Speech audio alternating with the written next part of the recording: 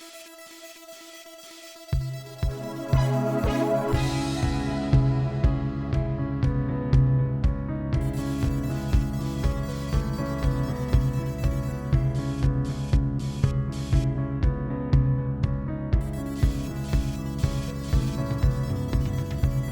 those of you who are joining for the first time, my name's Mike Atkinson and I'm the president of Lancaster, UK Photographic Society. So a warm welcome to Lancaster PA members, the camera club in, you call yourself a camera club, don't you? You Lancaster Camera Club PA. So welcome. I'm very mindful that it's only 9 in the morning for you guys.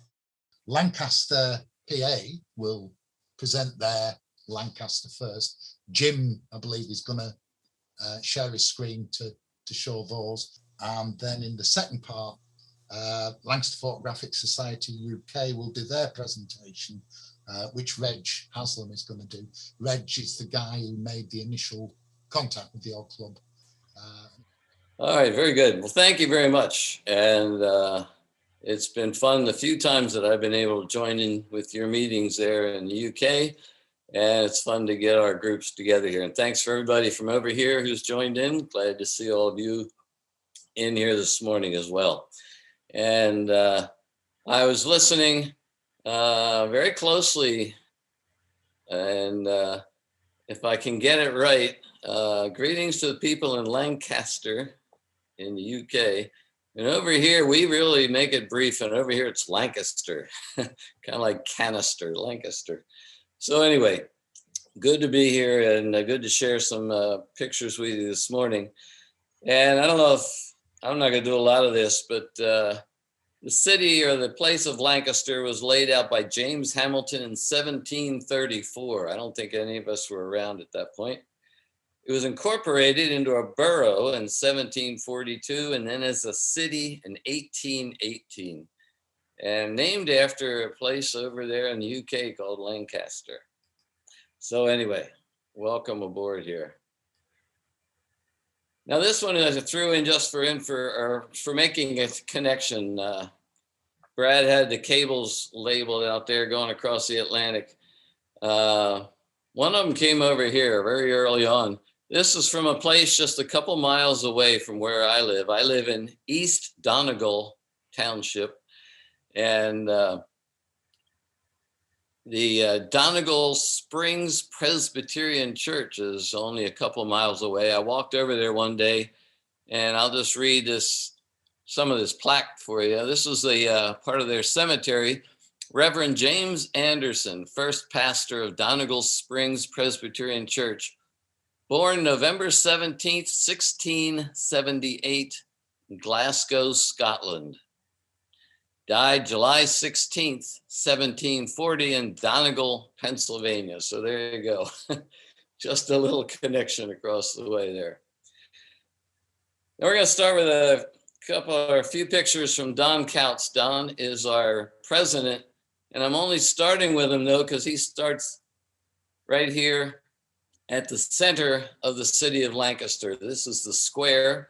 The intersections of King and Queen Streets. Prince is just a block to the left, Prince Street. A little more connection there.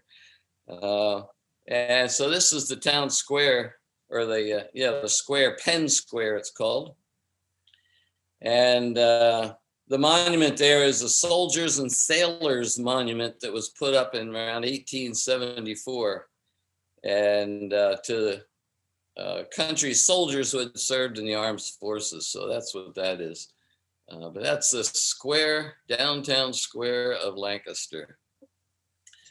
I'm going to leave a little silence at times and let you just peruse the pictures. Now we're looking from the square. We're still at the square. You can see it's just a little afternoon there. And the orangish brick building is the Central Market. And we'll be going in there in just a second. It dates back to the mid-1700s. I'm sure not the building, but the market. 2 days a week, I think it's Tuesday and Friday. People can bring in their wares there, farmers and bakers and butchers and that kind of stuff. That's the Central Market. And we're looking kind of west in this picture. Now here's the inside of the market, and this is just a section of it. But you can see lots of stuff, lots of good food, fun place to go to.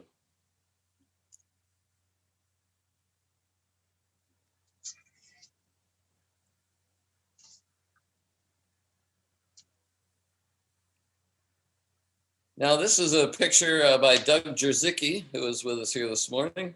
And he has called this Cool Courtyard. And it's also very close to the square. And it's a little courtyard that's associated with the press room restaurant. And it's called the press room because the Lancaster press or paper was in that building for a long time, or in that area there. And so this is just off the street a little bit, but a nice little courtyard tucked in back, but right there by the square. Now this next picture is one of mine. There's a Kunzler meat company that manufactures a lot of stuff. And this is on the back side of the building, but I just kind of found that interesting, especially with the bottom of it eroding away. And if I recall, the red rose comes from the House of Lancaster over there in the UK, but the red rose is the symbol of Lancaster, PA.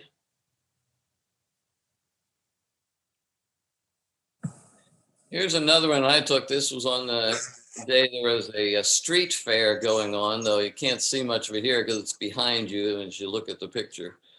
These three women were walking down toward the street fair. But that's looking sort of east over toward the square again, though you can't see any of that here. It gives you some of the different styles of architecture there.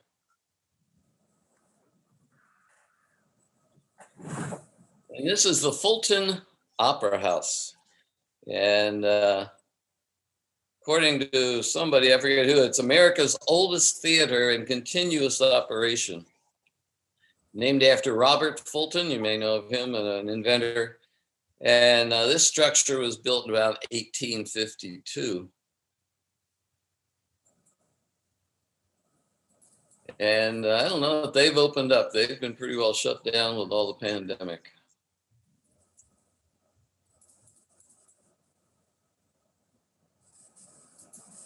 Now, a couple of these are from Doug Jerzicki again.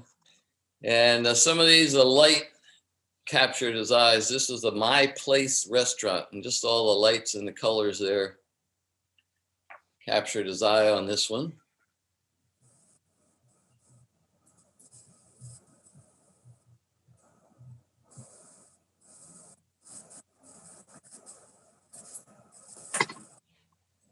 And here we have a stained glass, which is right above the entrance, I believe, to the press room restaurant there that I talked about before. And it says the oldest hardware store in the United States, established or founded 1744. That is not there anymore, but apparently that hardware store was in that building back in the good old days.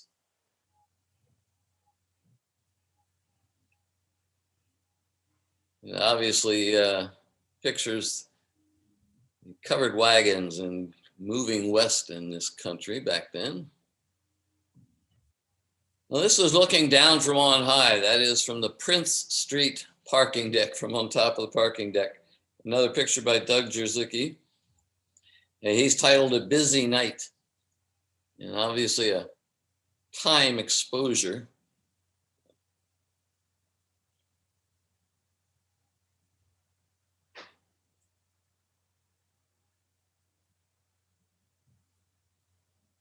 And then this is a sign that was in the window of the Pop Record Store, right close to the Fulton Opera House there. And that has been replaced by a Rita's. I don't know if you have Rita's over there, but it's a, I can't even think of the word. Ice cream and ice type stuff. Anyway, my mind went blank on that. But anyway, it's been replaced now. I guess pop records kind of went out, but that was a sign, and a neat sign. And again, the colors really captured his eye.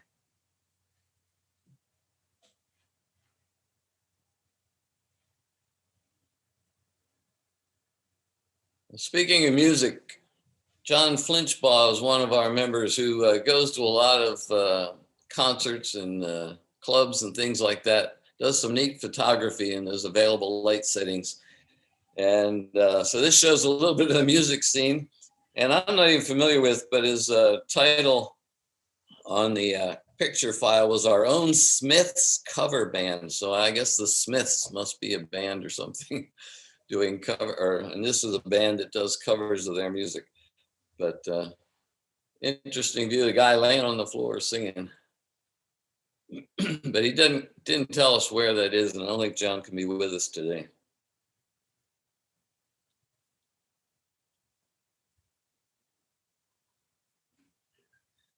This is another parking deck, top of the parking deck picture. This is the parking deck by the Lancaster General Hospital, looking west.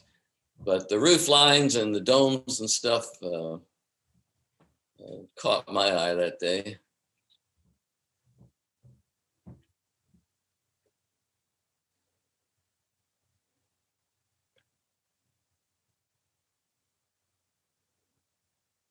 Next, we're going to go out to the edge of the northern side of the city of Lancaster. And this is a shot. I volunteer with a group that does summer music programs. And this is called Long's Park.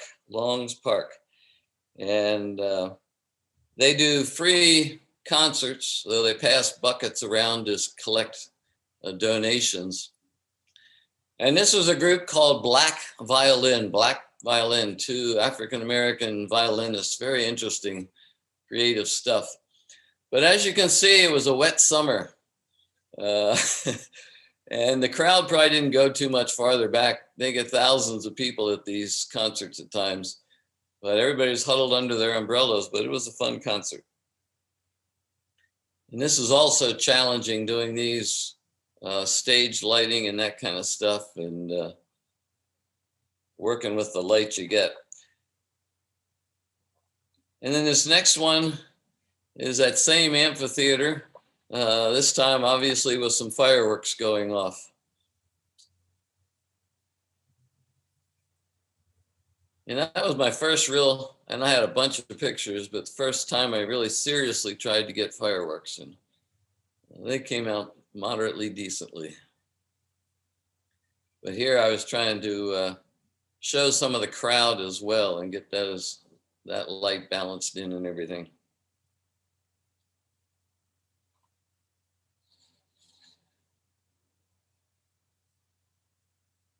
All right, now we're going to go outside of Lancaster so we can take this bridge out of the city of Lancaster out into the county of Lancaster. And this is a Colemanville covered bridge. For a while, I lived only a couple miles. But covered bridge, and there's another one you'll see in here later on. We had Hurricane Agnes in 1972. And this bridge was kind of knocked off of its foundations and stuff. And so they rebuilt it and also built it up higher. This is, I think, the higher version of the bridge, so it wouldn't get washed out again. Colemanville is a little town, a little southwest of the city, about 12 miles. Well, it's not really a town, that's stretching it. But anyway, Colemanville covered bridge. And yeah, Rob Willems was a photographer for that one. So crossing the bridge out into some of the farmlands, here's a view of Lancaster County, and you can see a number of farms there. And this one was taken by Don Schenk. And Don has taken quite a few pictures. You'll see some more of the farmlands and the Amish farms and stuff in Lancaster County.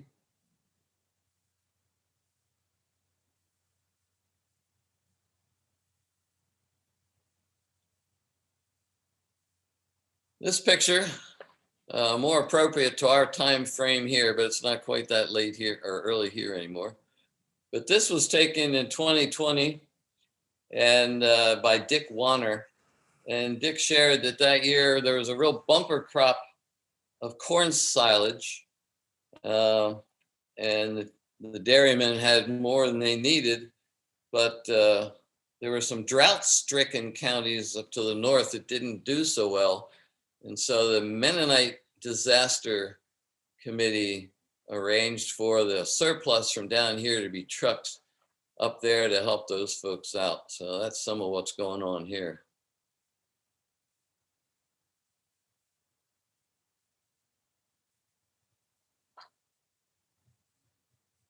This is another picture by Bob Newell. And this was a Memorial Day parade, happens at the end of May in Lidditz, Pennsylvania, just a few miles north of Lancaster. And this might be revolting to some, but these were, in the dress of the Revolutionary War, as it's known over here. I'm not sure what you call it from over there. But the Memorial Day parade.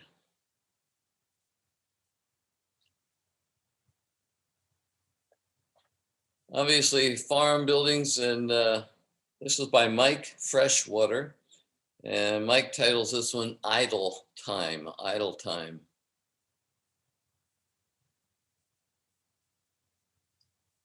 One little detail to notice, those things that look like bicycles don't have seats.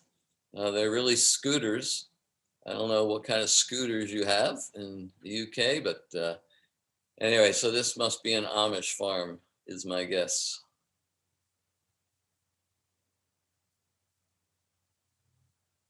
I saw a woman going down the road one time with one of those scooters with a basket on the front and a little baby in the basket. This is the Ephrata Cloister, again, northern Lancaster County. The cloister was started around 1732 and started by Conrad Beisel, I think from Germany. But anyway, he sort of developed around him, not his intention at first, but sort of a monastic religious community, cloistered away. That's why it's called the cloister. I forget, they were celibate at first, then they had some householders who could be married that were sort of on the fringes of the property. But had quite an interesting style of religious life.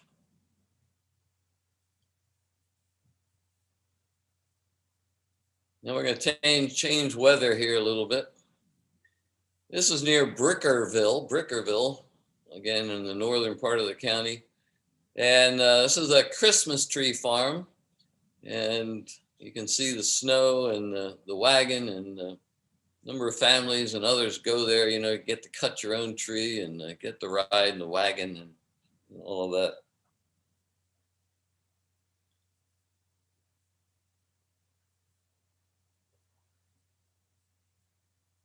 And this was by Bob Newell, by the way. Oh, and the Ephrata Cloister picture was Dave Kramer. I forgot to say that too. So this was by Bob Newell, and this next one's by Bob Newell as well. A Moravian star, popular kind of star made out of paper and various kinds of paper. And this was from the town of Lidditz, PA, which was founded in 1756. But the Moravians had a number of settlements over here, and Lidditz was one of those.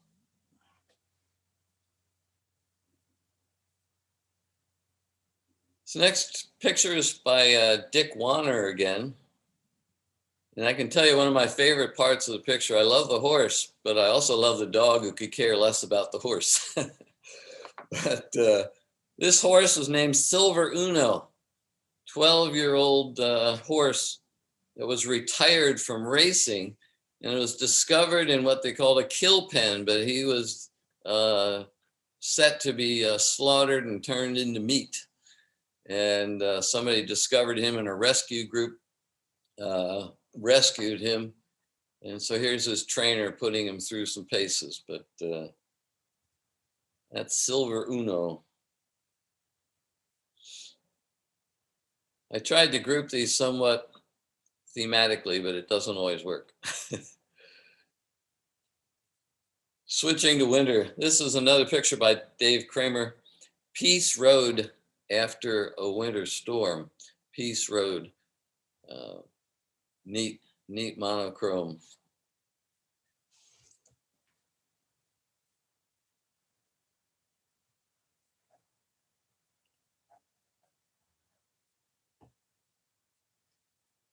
And the next picture, we go from winter to sun. Well, there's still winter. There's snow. I take it back. There's some snow there in the fields, but a winter sunrise. And you can see more farmland there. The northern parts of Lancaster County still has some farms, but it's been built up much more than the southern side of the county. And I'm not sure where this was, but the county is getting built up over the years.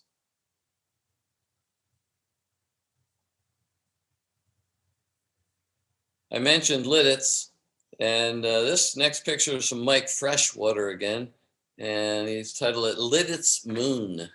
Lidditz Moon.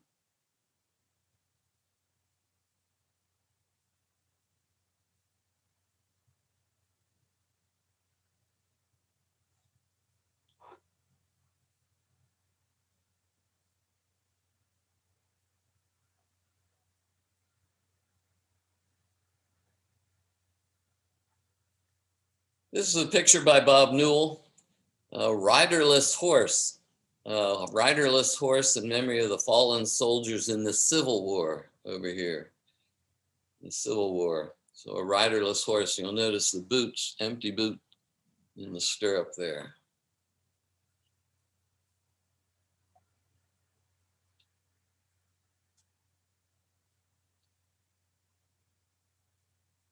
Now, a lot of times we focus on what happened here in the New World, but of course this world was here older than that. Two tombstones here in the front. This is by Rob Willems. And those tombstones are about 200 years old. But the background area there is called Native Lands, and it's along close to the Susquehanna River, which borders the western side of Lancaster County. And this is the last known residence of the Susquehannock Indians, Native Americans. So this is a little bit of, you can't see it, but looking back to the history before the New World history over here.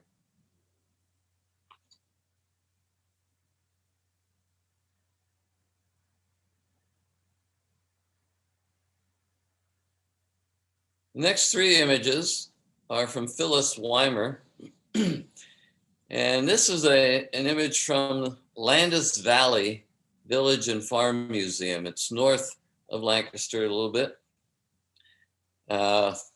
Started by Henry and George Landis in 1925. And it kind of brings to life, it's a living museum. They do a lot of stuff. It's not just something you go to look at, but they actually do a lot of the farm stuff and have demonstrations and all of that. And it celebrates the Pennsylvania German culture from around 1740 to 1940 in those years. And speaking of the living museum, look closely, especially at the little guy with the blue coat on. Phyllis has called this admiring the baby. But here's some of the life at Landis Valley. And that museum is in the part of the county that is getting grown up, and there used to be a lot more open fields and stuff around it, but it's pretty tightly packed into modern development these days.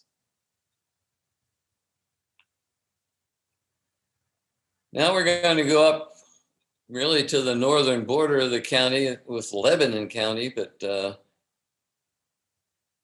This is a picture from from Middle Creek Wildlife Management Area. And Middle Creek was started, I forget when. Seems to me it was early 1900s or sometime like that. But it was developed to, harbor wildlife. It says, I think it's on Wikipedia or somewhere, a prime destination for wildlife and those who care about wildlife and wild places. And most of what you see here, and I haven't examined the picture really carefully, but snow geese come in here in the spring, like March to April, and they stop there on their migration through, and thousands of snow geese there at a time. And so you can see there's still ice on some of the water, and it's that time of year as it's switching over. The snow geese come in, and they have really attracted lots and lots and lots of people these days too. This picture I took this year, and I tried to give a little indication of the people there. And not long before the picture was taken, all those geese were on the fields there. And when they all take off at the same time, it's an amazing thing. And this day that I was there, I believe they estimated there were about 100,000 snow geese at Middle Creek. That's a popular spot, and not just for snow geese, other wildlife as well. And just to give you one quick look closer up, here's some of them sitting in one of the fields before they took off.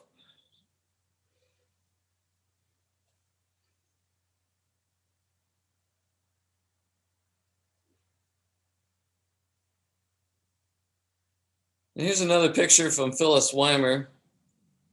And I mentioned another, whoops, I clicked on the wrong spot. Sorry about that. Another covered bridge. This is the Kurtz Mill covered bridge. And it's now in the Lancaster County Park, south of Lancaster. But it was built originally in 1876 over the Conestoga River. It too was damaged by Hurricane Agnes in 1972, and they moved it here into the park, and they also they rebuilt it, repaired it.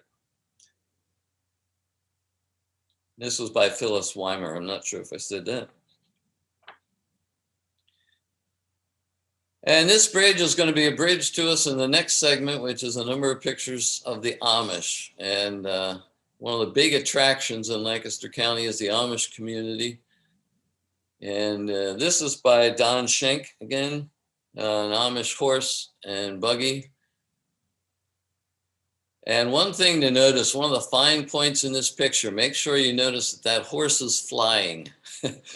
None of its hooves are on the ground. It's flying at the moment anyway. I was in Tennessee once after a tornado down there and talking to some people, and they commented they love to come to Lancaster because of the clean, nice farms, well cared for farms. The Amish horse and buggy. Popular sight, and not everybody is real patient when you pull up behind them in a car. Next one was another horse and buggy, and this one by Mike Freshwater.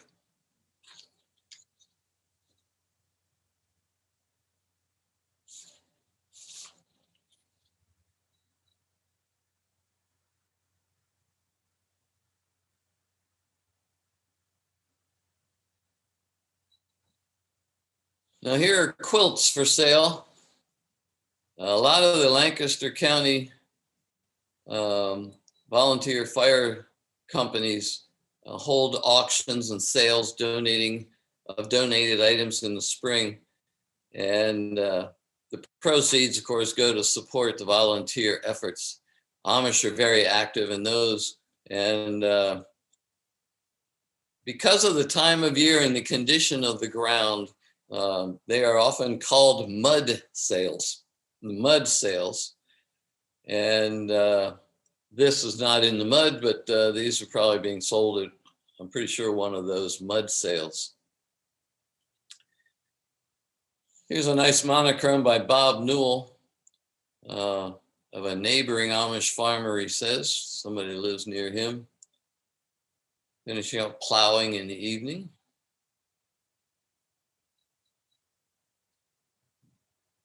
I love to see some of their work horses and the mules, and some of them are, oh, they're just gorgeous animals and rather strong and weighty and sizable.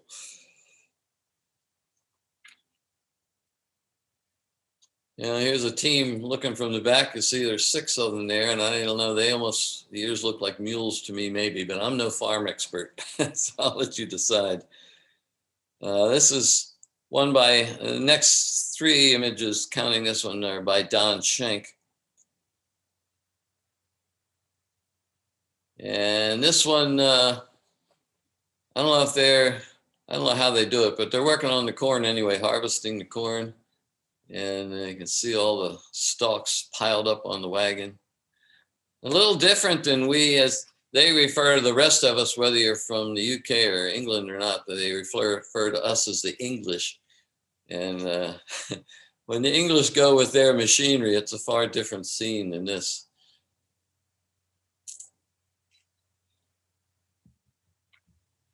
And here's one, and again, I'm no expert if that's straw. I'm guessing straw or hay or something, but anyway, they're baling. And you'll notice no horses in this picture, but if you look closely, you'll see the metal wheels. And I am no expert on the Amish and how they make their decisions, but some things are allowed to have, like the tractor there on the left, but not rubber tires on it. So yeah, the metal wheels.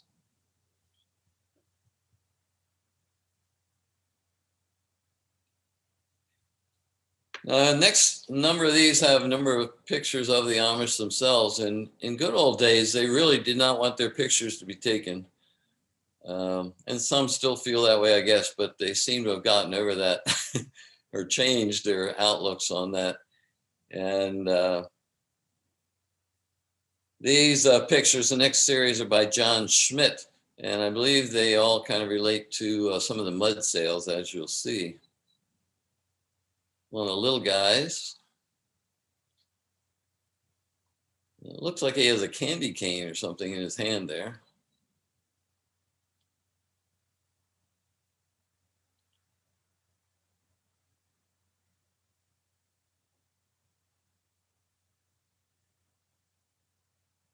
And then a little girl. And here again, I'm not sure, but back too many years, I don't know if she would have had that bright colored scarf on, but that's just a guess.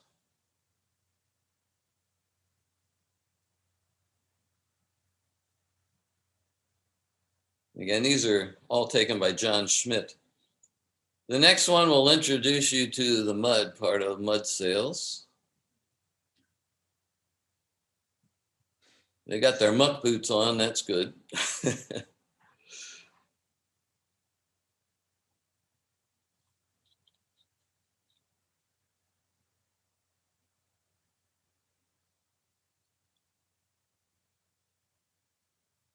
And speaking of hats, I'm not sure what they were all looking at, maybe an auction going on or something, one of the mud sales.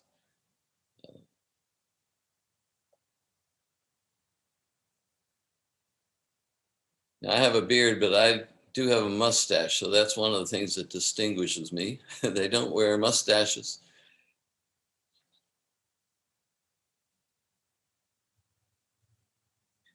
Now, here's an interesting one. This is not the title of John Schmidt, but you could call this horsing around, but I don't think they were horsing around. My assumption is they bought this at the sale and they are moving it through the mud. And one guy, no, well, I see 2 pairs of feet. Yeah, one guy pushing and one guy pulling.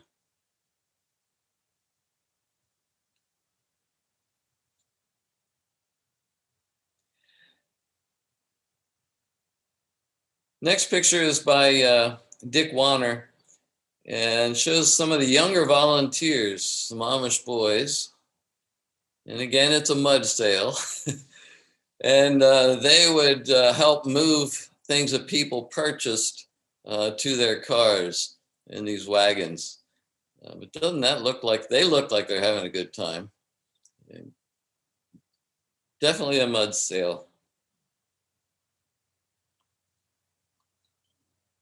Coming down the home stretch here. Next one is, it kind of relates to mud sales, by Mike Freshwater. He titled this one Amish Storm Clouds. The Amish farm there. And this is tobacco they have. I don't know what they call that. They kind of stack it up like that and let it dry a little bit, I guess. But anyway, the clouds help to make the mud for the mud sales. That's my connection there anyway.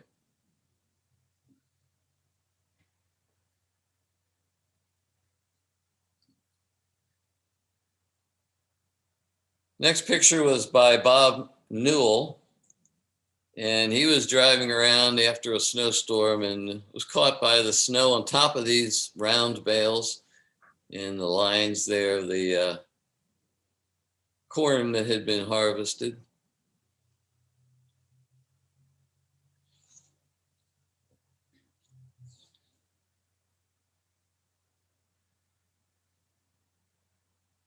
And if you'll excuse the pun, this image reminds me that with those bales, it's time for us to bail out of this show just about, this slideshow. Now they have an expression, we'll cross that bridge when we come to it. Well, we won't cross this bridge. This bridge goes over to York County on the west of Lancaster County, and it's the Wright's Ferry Bridge. And there's quite a story here. There's a new bridge just north of this. This is the Susquehanna River. And there had been a bridge across there that they burned down in the Civil War to keep the Southern Confederate troops from being able to cross the river. So anyway, this is the Wright's Ferry Bridge, and there's a number of places, there used to be ferries on the Susquehanna, and the names still linger on, but not the ferries. And that was by Dave Kramer, by the way. Dave Kramer took this one.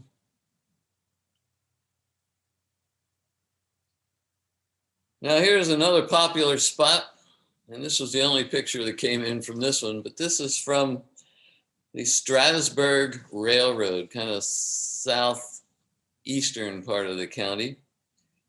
The railroad started around 1832, and according to what I read, I think on Wikipedia, the oldest continuously operating railroad in the Western Hemisphere. There you go. But it was a short line that ran from here over to the main line, sort of between Philadelphia and Harrisburg and that stuff. But it's about a 4.5 mile line. They run the old steam trains here. It's just a historical kind of railroad. And but popular spot to go to. They run a lot of neat special things there. And there's also a railroad museum just across the street from here. At Strasburg Railroad, and this was by Don Schenck.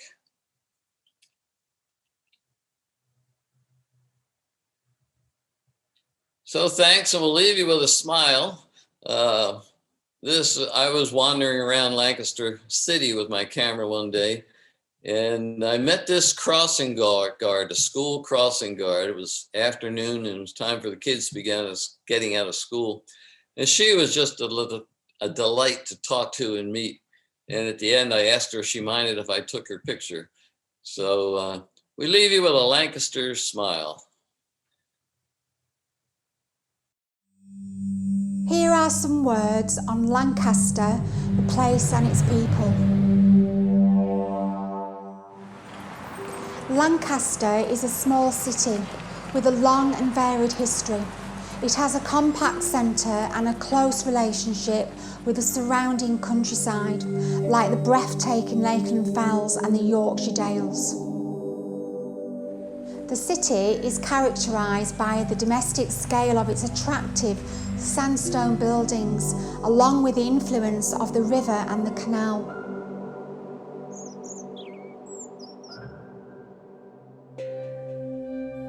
Lancaster also has the impressive Castle Hill, surrounded by many dense terraces of artisan housing that climb up from the river to the elevated Ashton Memorial, which dominates the skyline over Lancaster. The medieval street pattern and retained historic buildings provide us with a fascinating record of events that have shaped the city over time. The high ground in the centre of the city was once occupied by the Roman garrisons and is today graced with the Lancaster Castle, a place of kings and queens. Alongside the castle is the Priory Church, which is a Grade 1 listed building and has also been witness to Christian worship dating all the way back to the Saxon times. The surrounding areas of the castle has many cobble streets, medieval cottages, Georgian terraces, as well as the imposing judges' lodgings, which were used by the visiting judges of that time. Today, this is currently a museum. The Georgian terraces date back from the 18th century, when the city thrived from importing goods from the expanding colonies in the West Indies and North America. This period of prosperity is reflected in the elegant tree-lined St George's Quay and the Customs House, which date all the way back from 1764.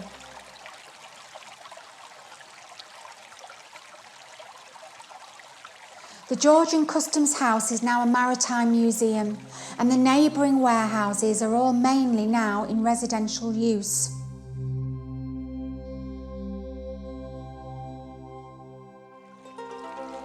A recent addition to Lancaster Quay is the contemporary footbridge and cycleway. This was inspired by the quay's historic associations with sailing vessels. This footbridge was erected in the year 2000 to celebrate the millennium and is now known today as the Millennium Bridge. The products of this period of prosperity are present throughout the city, with the charming St John's Church dating back from 1745. And then we have the impressive residences along Queen Street, Church Street and Dalton Square, where many of the rich once led their excessive lives. The city's museum was once formerly the town hall, dating back from 1781. In 1783 they built the music rooms, assembly rooms and the beautiful old Skirton Bridge, which is a reminiscent of an Italian bridge in Italy dating back from 14 AD. Over time, the sailing ships grew far too large for the river, and the city then had no option but to turn to the canal and the much larger port of Glastondock in the search of renewed prosperity. From the middle of the 19th century, this set in train a period of intense development that continued onto the 20th century. This resulted in the creation of many thousands of new jobs and the emergence of wealthy and hugely influential city fathers. Their ambition and commitment to the city had a huge impact upon the distinctive character of the place and is expressed today in the large areas of dense stone housing, primarily built for the workers of that time. Not failing to mention the iconic buildings that still stand today, such as the Ashton Memorial, Williamson's Park, the Edwardian Town Hall, the Stories Institute, and Queen Victoria's Memorial, where she still stands today in the centre of Dalton Square. Going forward to this present time, many of the bridge buildings that we see today along the canal corridor, like the retained cotton mills, are mainly now occupied by students, office workers, or other members of the private and public sectors.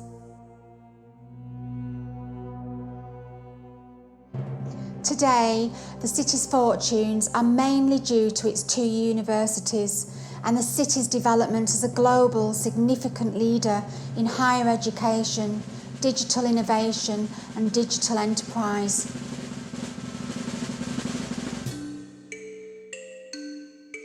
Lancaster University has now over 15,000 students from all over the world, engaging with our local residents and contributing to the vitality and vibrance of the city's scene today.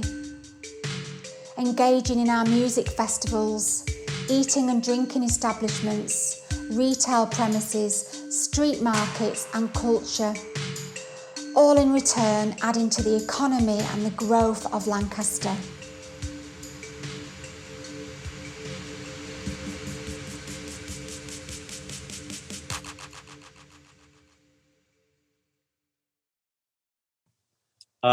A very quick potted history of Lancaster. We've got some still images now and kind of take you through that same story, elaborating a little on the town and giving you some more information about the town. Jim, we've also categorized these and we kick off with the Ashton Memorial. It gives a good impression of just how close the countryside is to the urban area of Lancaster, which sits on the left-hand side here, the Ashton Memorial, and the park beneath, a very popular collecting point for families throughout the year.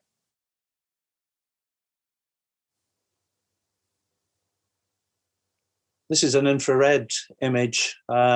Infrared always makes the most of the sky that's present. And in this image, I think of this imposing structure, the couple with the pram in the bottom left-hand corner gives you an indication of the scale of this building.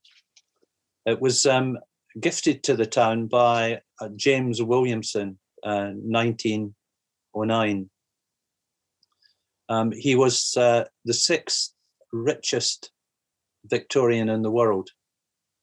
He made all his money in Lancaster through the production of linoleum. And I was intrigued to discover that Lancaster, Pennsylvania, actually also at one time in its history, was committed to low linoleum production. I think the company's Armstrong Flooring, and I think Armstrong Flooring still exists. Sadly, Williamson's doesn't exist, but the story is even more intriguing. Williamson was purchased in the 1950s by Nairns, a Scottish company, and Michael Nairn, the founder of that Scottish company, actually set up and established linoleum manufacturing in Pennsylvania. So the connections there continue. Pretty impressive image. This here, just to show you how dense the centre of Lancaster is, with all these, we call them terraces. I think in America you call them row houses, which kind of provide this carpet that the Ashton Memorial sits upon. You can see that from another angle.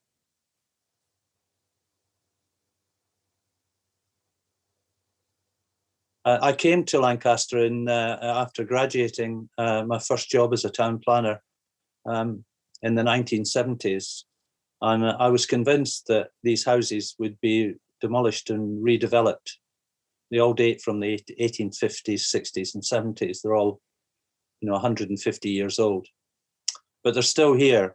They were built of good solid stone, and generations of first-time buyers have improved them, modernized them, and they're still here. And there's not one of these stone terraces built on proper foundations, but I think it's gravity that keeps them where they are, but they're very much a part of Lancaster's character.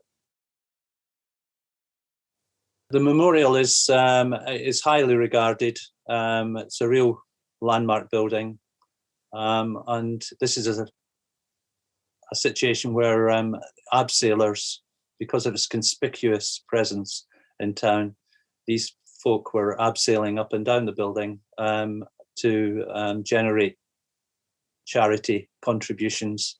The Photographic Society was invited to come along and record the event.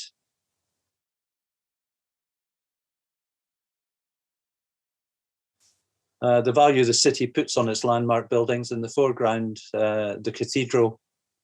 And in the UK, if you have a cathedral, you can call yourself a city. And we are the city of Lancaster because of this Roman Catholic cathedral.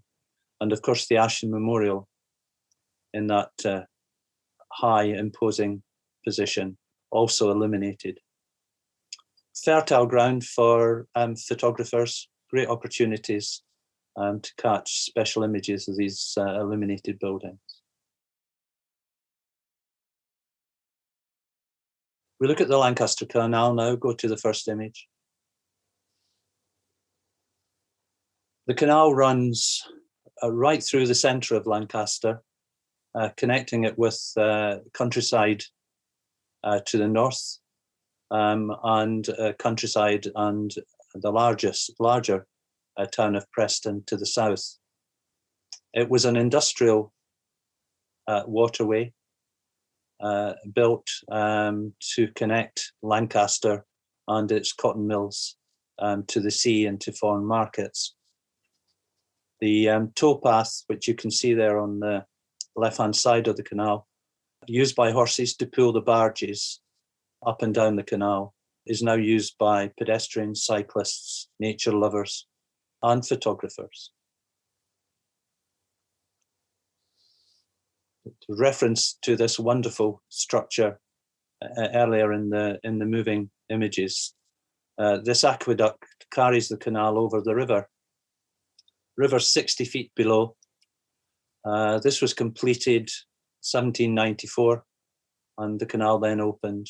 Built in stone, originally designed as a brick building, but the city fathers insisted that it was constructed in stone and retained and, in fact, enhanced the character of the city. Today, the narrow boats, as they're called, continue to ply up and down the canal, but they're all converted for residential house. They're, if you like, water-based caravans, and quite a number of people live nomadic lives, sailing up and down the canals, which are interconnected, and you can actually get from the Lancaster Canal across England through its formerly industrial canals to London and the Thames. One of the mills here that's been retained, converted into student accommodation. I know the scheme well because I got the money for that project a long time ago. And the water tower beyond, and the other mill, the other half of Moor Lane Mills, was the European headquarters for Reebok when it was changed from an old redundant factory. It's no longer the European headquarters for Reebok. They are now in Germany. But it was an important period in the development of the city. And again, recreation, sailing on the canal. Put this one in, it's the cathedral, but on the right, bottom right, White Cross pub in the White Cross Mill area. We migrate to this particular pub on Monday evenings when we've finished our face-to-face meetings. Our meeting rooms are in an old converted mill close to the White Cross. So it's an important building in the life of Lancaster Photographic Society. As the canal changed in character from an industrial waterway to an amenity corridor, it attracted the attention of residential developers This is a fairly recent development, apartments, which are popular with retirees, people who want a second home in the historic city. Students' parents look after their sons and daughters and acquire properties in Lancaster as investments.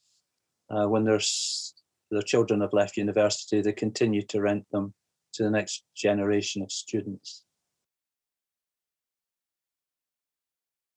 And again, a stone's throw, a mile or two outside the urban area, and the canal allows these people to sail through quiet countryside that surrounds, and the tree-covered canal. The trees were planted when the canals were built, initially to provide fuel for those using the canal and the canal boats. And there are many bridges over the canal. They all date from that period at the end of the 18th century. They're all listed, and they provide great opportunities for self-expression by members of the society. We don't have the winters you guys have. They're usually mild. We have a maritime climate, but these most of the people that own the narrow boats, the canal boats, winter in permanent accommodation. This is just a few tied up for the winter, waiting for the spring.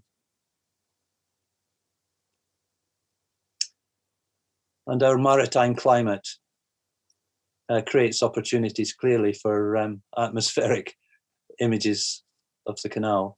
The canal had a 200 centenary a couple of years ago, and we had a competition. And this is one of the images that was submitted and did well in that canal competition. Dalton Square. This is the current town hall, or you would call it City Hall. Again, paid for by James Williamson, the multi-millionaire linoleum magnate. This is a winter shop. It's very much the civic centre of Lancaster. The memorial to Queen Victoria, referred to earlier, also gifted to the city by James Williamson. There's a bas-relief bronze sculpture round the bottom of the memorial there. Each corner represents in the sculptures freedom, truth, wisdom and justice.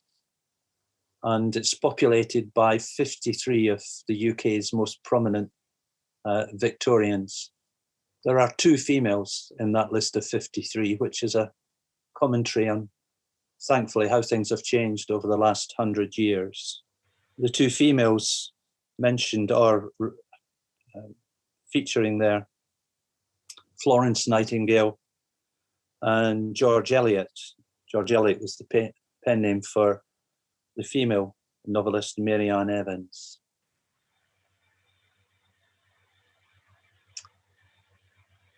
It features strongly in the celebrations and that we undertake at Christmas, and the decorations that the civic fathers erect. Looks like a scattering of snow on this image. It's occupied by a Ferris wheel at this time of the year, and recently, the last 2 or 3 years, an outdoor ice rink.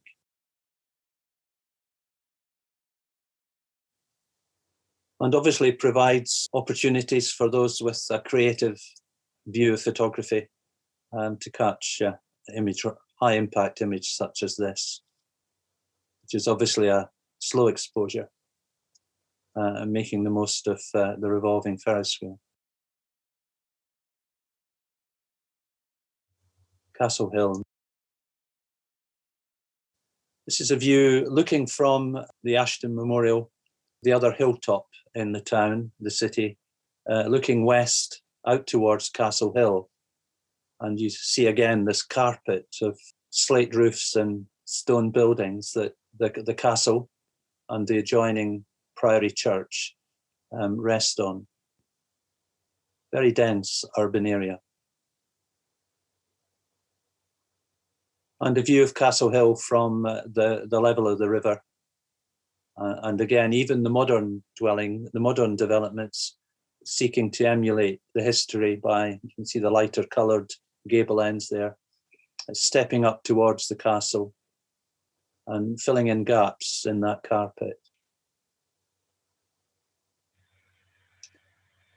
This is the Jonagaunt Gateway, dating from 1400, which is replicated, I understand, in Lancaster County Prison. It's a copy of this particular gateway. The castle was a prison for 400 years. It was houses the assizes and crown courts. It has a kind of dark history. Witches were tried and executed here. Poor miscreants were sent to Australia. People were executed for their faith during the Reformation.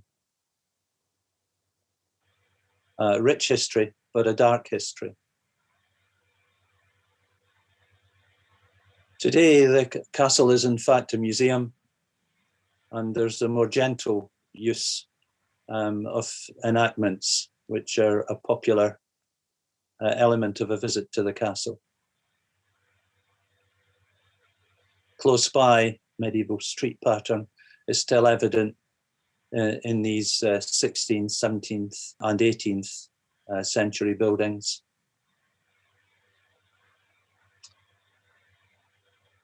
Popular with our photographers, especially at night when there's this special atmosphere. Close by, on the other side of the castle precinct, that entrance to the castle, very fine Georgian townhouses. These properties were the first properties in Lancaster to break through the £1 million purchase cost. I don't know what they are today. They're probably £1.5 million for a Georgian property like this. Large gardens at the back, servants' houses attached to the gardens at the back. Rather special properties. Again, typical Georgian property, showing the wonderful local sandstone called freestone because of the pattern in the sandstone. Sadly, the pattern comes from the silica, which caused all kinds of problems in the quarries in Lancaster, quarrymen dying in their 20s, and that put a stop to the quarrying of the local stone. This was built as a dispensary during the Georgian period, providing healthcare for the poor in Lancaster. The judges' lodgings, this is the oldest domestic building in Lancaster. You can see that the stonework is not the ashlar, carefully cut stone on the later buildings. This is early 17th century. And it was built to provide accommodation for the judges visiting the courts in Lancaster Castle. Our Monday night meetings, and someone said it's kind of tough building a program with 32, 34 meetings a year with a break in the summer. Some of our meetings involve excursions out into the town for informal internal competitions. The Priory Church here, the cathedral, and town centre pubs have featured in the challenges given to small groups of members. And what happens, we go out and photograph, the groups produce what they think is their best panel of images. And then in a very friendly way, we compare the panels. Pick the group that's produced the best group of images. The prize for that is they have to come up with the competition for the following season. This is an image that was taken on one of these excursions of the Priory Church. This is the west or sea-facing elevations of the church. It's been a place of Christian worship since the 12th century. Rich interior, fantastic stained glass windows, choir stalls dating back to 1400. It's a living, active place of worship and has been for 800 years or so, but it's also a cultural centre. This installation is a 7-meter diameter moon by an English sculptor. Obviously, there's a lighting installation as well. But interestingly, this installation, this large scale model of the moon, was only made possible a handful of years ago when NASA allowed the artist to use all the NASA images of the moon, both the side we normally see and the dark side we never see, to create this wonderful work of art. And we obtained permission from the church one evening to go in as a society and try and photograph as best we could the installation. The historic centre. Pubs feature throughout the centre, and I guess they've been kept alive by the large student population.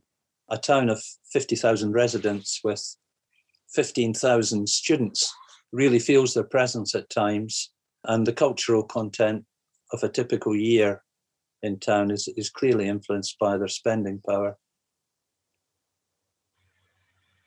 Three Mariners is the oldest pub in Lancaster, dates from mid-18th century, 1700s.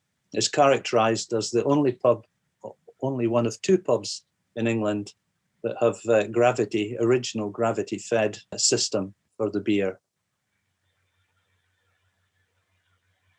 Atkinson's Coffee House, a family business that has continued as a family business since the mid-1800s. They still roast coffee beans within the premises, and that smell drifts out into the street, and it's really difficult to resist. It's a much treasured attraction of Lancaster. And lots of photographic opportunities inside and out. The festival content, we have a jazz festival, which again, I think it exists and it flourishes because of the university presence, not just students, but the lecturers and those that work in the university. A one-man band. And the streets are decorated like other towns, other cities. I think this is Christmas, busy, pre-lockdown, busy within the centre of the town. I referred earlier to the market. We lost our central indoor market. We still have Saturdays and Wednesdays, a street market, mainly for farm produce, vegetables. We have fish and meat. And another evidence, if it was necessary, that Lancaster does have a maritime climate and isn't always very dry. More dressing of the streets to make the centre attractive. We have, I think it's an American idea, a business improvement district designation. So we have some people who are appointed to promote the retail centre, and they dress it up at times, rather like this. And again.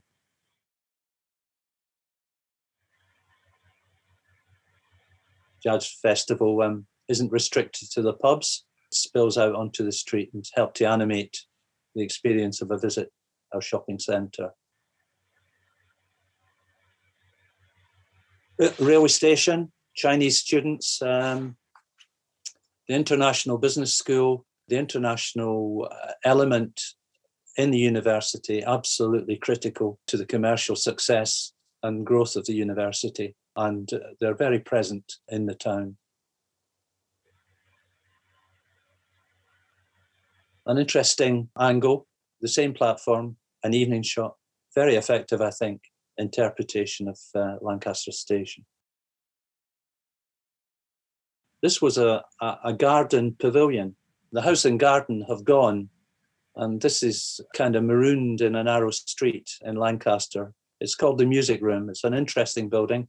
Atkinson's, the coffee house, the tea and coffee house owners run a cafe at ground floor. The music room itself is in the middle floor. And then the top floor is holiday accommodation administered by the Landmark Trust. So a visit to Lancaster can feature a few days in the top floor there, within the heart of the town. The middle floor of the music room, wonderful space, and that kind of generated the desire and the intention in the 1970s to rescue this building and keep it for posterity.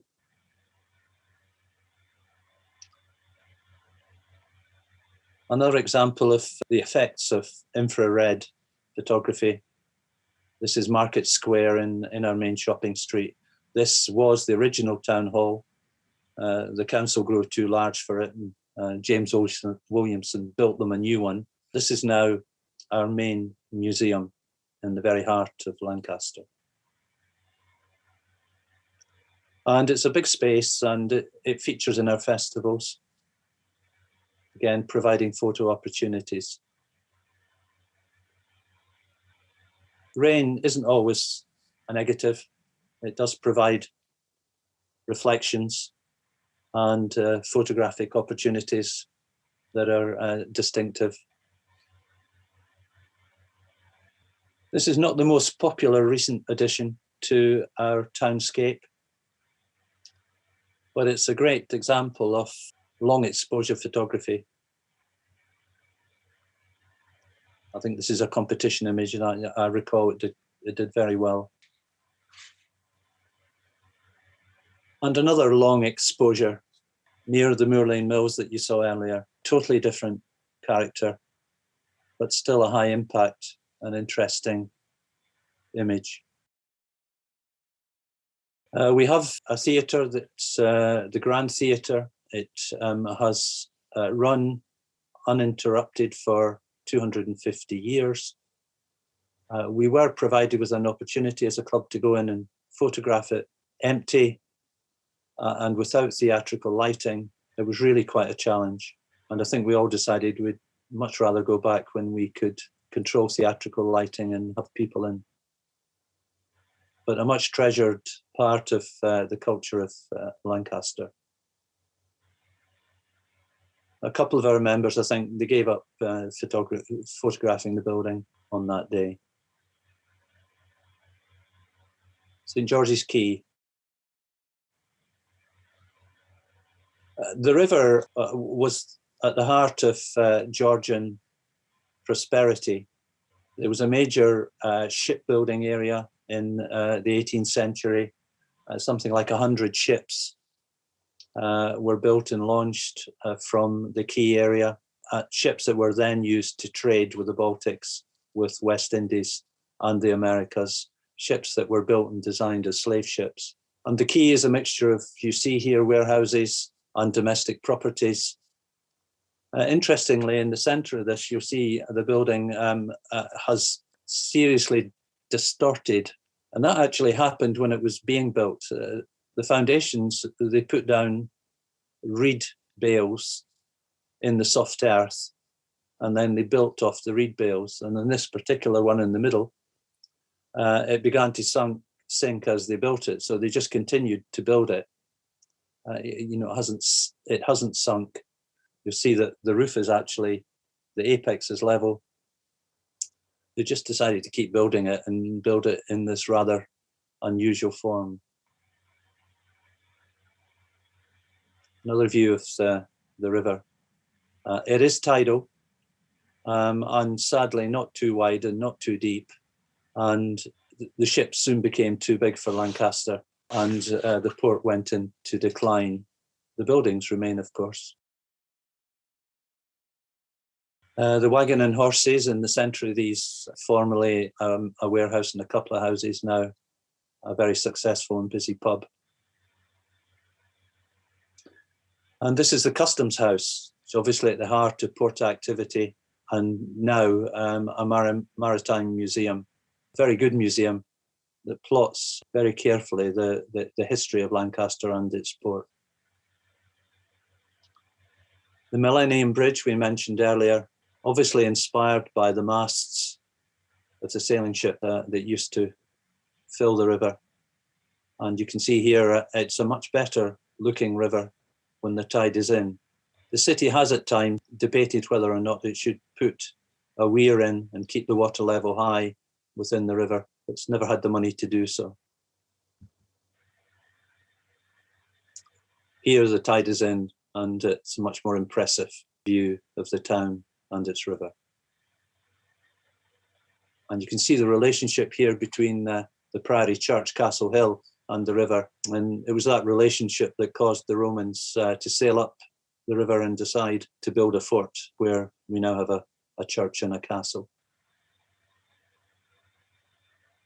And it's a great stage setting for our annual November fireworks displays, which are pretty spectacular and a favourite spot for society member photographers.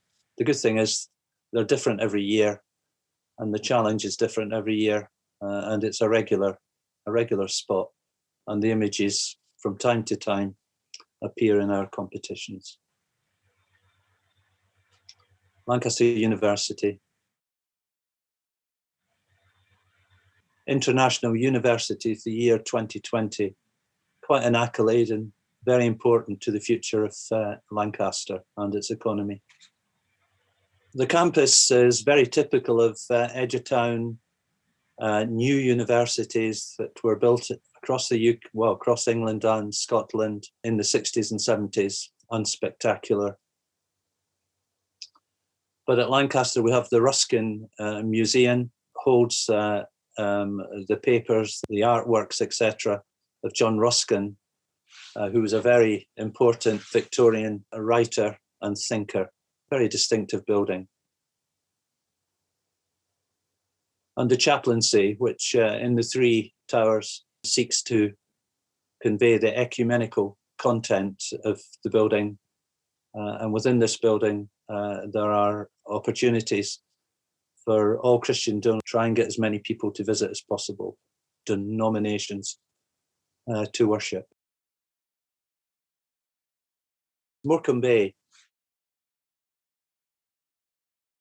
It's from the centre of Lancaster to the edge of Morecambe Bay is just short of 4 miles. It's a 10-minute journey. And so there's an enormously rich contrast between Lancaster and Morecambe Bay. The mountains or hills, mountains beyond, are the Lake District mountains, snow-covered here. It's a windy place, great for kite flying, and a very popular annual kite festival. Attracts local residents in huge numbers and many, many visitors. And the Midland Hotel, this fantastic Art Deco, hugely photogenic building designed by the modernist Oliver Hill, is the most spectacular building in Morecambe. Interior as spectacular as the exterior. And it features a number of sculptures by another great modernist, Eric Gill. And this is the final image. We're on the West Coast.